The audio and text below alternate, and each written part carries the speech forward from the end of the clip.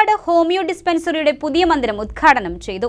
നിർമ്മാണം ആരംഭിച്ച് 3 വർഷത്തിന് ശേഷമാണ് കെട്ടിട നിർമ്മാണം പൂർത്തിയായത്. പോത്താനിക്കാട് ഗവൺമെന്റ് ഹോമിയോ ക്ലിനിക്കിനായി നിർമ്മിച്ച പുതിയ മന്ദിരം ഡീൻ കുര്യാക്കോസ് എം.പി. ഉദ്ഘാടനം ചെയ്തു. എൽദോ എബ്രഹാം MLA ആയിരിക്കെ അനുവദിച്ച ഫണ്ടും പഞ്ചായത്തിന്റെ ഫണ്ടും ഉപയോഗിച്ചാണ് നിർമ്മാണം പൂർത്തീകരിച്ചത്. 2018 കെട്ടിടത്തിന്റെ നിർമ്മാണം ആരംഭിച്ചത്. വിവിധ കാരണങ്ങളാൽ നിർമ്മാണം ഇഴയുകയായിരുന്നു. MLA ഫണ്ട് MLA ആയിരുന്ന ശ്രീ എൽദോ എബ്രഹാം അദ്ദേഹം ഇവിടെ വന്നു മടങ്ങി. അദ്ദേഹത്തിൻ്റെ 35 ലക്ഷം രൂപ ചെലവഴിച്ചു. ഗ്രാമപഞ്ചായത്ത് പണി പൂർത്തീകരിക്കുന്നതിന് വേണ്ടി ഇടപെട്ടിട്ടുണ്ട്.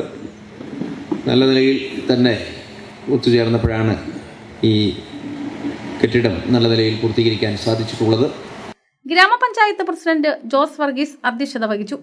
Ranikutty George, Asha Jimmy, Jinu Mathew, Dolly Saji, Mary Thomas, Bisina Jijo, Saji K Varghese, Sumadas, Tomy Elias, Wilson Illikkal, Sabu Madhavan, NM Joseph തുടങ്ങിയവർ പങ്കെടുത്തു.